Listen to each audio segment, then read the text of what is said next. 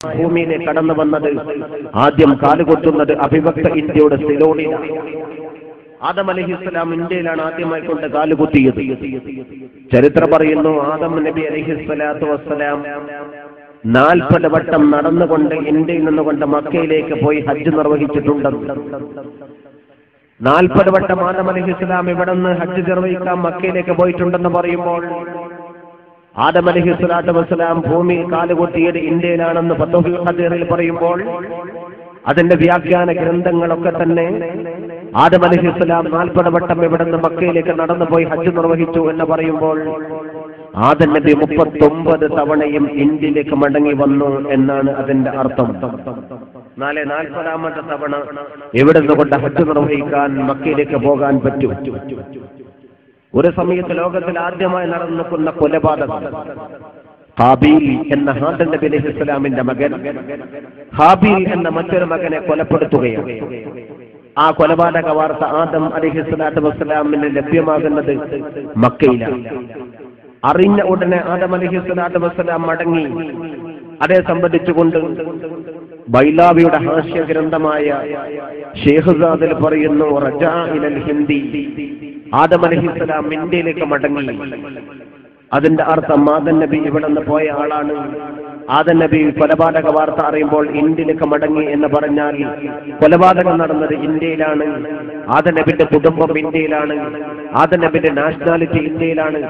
Adam അലൈഹിസ്സലാമിന്റെ ration കാർഡും identity കാർഡും ഇന്ത്യയിലാണ്. ആദം നബി അലൈഹിസ്സലാം ഒരു ഇന്ത്യക്കാരനാണ്. ആദ്യത്തെ മനുഷ്യൻ ഒരു ഇന്ത്യക്കാരനാണ്. ആദ്യത്തെ ഇന്ത്യക്കാരൻ ഒരു മുസ്ലിമാണ്. ആദ്യത്തെ ഹാജി ഒരു ഇന്ത്യക്കാരനാണ്.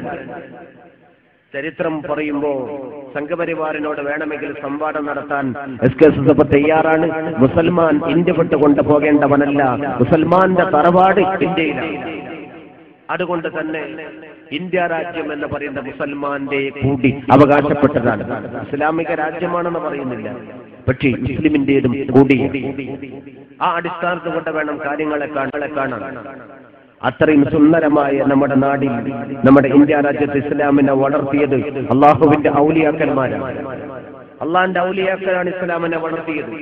ഇസ്ലാമിന്റെ വളർച്ചയുടെ പിന്നിൽ ആർക്കൊക്കെ പങ്കുണ്ടെന്ന് ചോദിച്ചാൽ 2 ശക്തിക്ക് പങ്കുണ്ട്. ഒന്ന് ഇസ്ലാമിന്റെ ചൈതന്യം പ്രചരിപ്പിച്ച അള്ളാഹുവിന്റെ ഔലിയാക്കന്മാർ, മറ്റൊന്ന് സമത്വ സുന്ദരമായ ഇസ്ലാമിന്റെ മാനവികത. ഇതാണെന്ന് പറയുന്നു ജവഹർലാൽ നെഹ്റു തന്റെ ഡിസ്കവറി ഓഫ് ഇന്ത്യയിൽ പറയുന്നു, ഈ 2 കാരണമാണ് ഇസ്ലാമിനെ വളർത്തിയത്. പ്രീച്ചിങ് ഓഫ് ഇസ്ലാം എന്ന പുസ്തകത്തിൽ തോമസ് ആർനെയിൽഡ് പറയുന്നു, ഇസ്ലാമിനെ വളർത്തിയത് ഈ 2 ഘടകമാണ്. കൊച്ചിൻ സ്റ്റേറ്റ് മാനുവൽ എന്ന പുസ്തകത്തിൽ സി അച്യുത മേനോൻ പറയുന്നു, ഇസ്ലാമിനെ വളർത്തിയത് ഔലിയാക്കളാണ്. ഇസ്ലാമിന്റെ സമത്വ സുന്ദരമായ പ്രമേയവും വളരെ കൃത്യമായി തന്നെയാണ് അതിൽ അടയാളപ്പെടുത്തിയത്. ഇങ്ങനെ പറയുമ്പോൾ ഇസ്ലാമിന്റെ വളർച്ചയുടെ പ്രധാന കാരണത്തിൽ ഔലിയാക്കന്മാരെ നമുക്ക് കാണാൻ സാധിക്കും. ഒരിക്കൽ പാർലമെന്റിൽ വെച്ചുകൊണ്ട് ശ്രീമതി ഗാന്ധി ഇന്ദിരാഗാന്ധിയോട് ഒരാൾ ചോദിച്ചു, ഇസ്ലാമിന്റെ വളർച്ചയുടെ പിന്നിലെ ചാലകശക്തി, ഇസ്ലാമിന്റെ വളർച്ചയുടെ പിന്നിലെ ചാലകശക്തി. ആ സമയത്ത് ശ്രീമതി ഇന്ദിരാഗാന്ധി പറഞ്ഞ മറുപടി, ഇസ്ലാമിനെ വളർത്തിയത് സൂഫികളാണ്. ഇസ്ലാമിന്റെ വളർച്ചയുടെ പിന്നിൽ സൂഫികളാണ്. സൂഫികളുടെ സ്വാധീനമാണ് ഇസ്ലാമിന്റെ വളർച്ചയുടെ പ്രധാന കാരണം. അതെല്ലാം വളരെ ബോധ്യപ്പെട്ടുള്ള സംഗതിയാണ്. എത്രത്തോളം എന്ന് പറഞ്ഞാൽ മഹാനായ ഹാജ മുഈനുദ്ദീൻ ചിസ്തി അജ്മീരി ഖദ്ദസല്ലാഹു സിർറഹുൽ അസീസ് 80 നായിക നടന്നുകൊണ്ട് യാത്ര ചെയ്തപ്പോൾ 80 ലക്ഷം അമുസ്ലിമീങ്ങൾ ഇസ്ലാമിലേക്ക് വന്നു. ഒരു പ്രദേശത്ത് മുഴുവനുമുള്ള ആളുകൾ ഇസ്ലാമിലേക്ക് വരുന്ന പശ്ചാത്തലം, ഒരു കുളം, ആ കുളത്തോട് ചേർന്നുകൊണ്ട് ഒരു അമ്പലം, ആ അമ്പലത്തിന്റെ തീരത്ത് ചേർന്നുകൊണ്ട് ഒരു പർണശാല കെട്ടിപ്പൊക്കി, ഒരു ഇബാദത്ത് ഖാന കെട്ടിപ്പൊക്കിക്കൊണ്ട് മഹാനായ ഹാജ മുഈനുദ്ദീൻ തങ്ങൾ അവർ താമസിക്കുകയാണ്. ആളുകളുടെ പ്രവർത്തനങ്ങളെ, ആളുകളുടെ രോഗം സുഖപ്പെടുത്തപ്പെടാൻ, അവരുടെ കാര്യങ്ങളെ മുഴുവനും കേൾക്കാൻ ബഹുമാനപ്പെട്ടവർ പർണശാലയിൽ. എന്നിട്ട് പറയാറുള്ളത്, നിങ്ങൾ ആ കുളത്തിൽ നിന്നുകൊണ്ടൊരു കപ്പ് വെള്ളം മുക്കിക്കൊണ്ടുവാ, ഞാൻ അതിന് മന്ത്രിക്കാം. അത് മന്ത്രിച്ചുകൊണ്ട് കുടിച്ചാൽ രോഗം സുഖപ്പെടുന്നു. മന്ത്രിച്ച വെള്ളം കൊണ്ട് കുളിച്ചാൽ കുഷ്ഠരോഗം പോലും സുഖപ്പെടുന്നു. ഇങ്ങനെ വന്നപ്പോൾ പൃഥ്വിരാജ് അടക്കമുള്ള നാടുവാടി വന്നുകൊണ്ട് പറഞ്ഞു, മുഈനുദ്ദീൻ, നിങ്ങൾ ഇറങ്ങാൻ പാടില്ല ഞങ്ങളുടെ അമ്പലത്തിന്റെ കുളത്തിൽ. അമ്പലത്തിന്റെ പോരിശയാണ് രോഗം സുഖപ്പെടുന്നത്. അത് ഉപയോഗിച്ചുകൊണ്ട് നിങ്ങൾ ആളുകളുടെ മുമ്പിൽ തട്ടിപ്പ് നടത്തുകയാണ്. അതുകൊണ്ട് ഈ അമ്പലത്തിന്റെ കുളത്തിന് വെള്ളമെടുക്കാൻ പാടില്ല.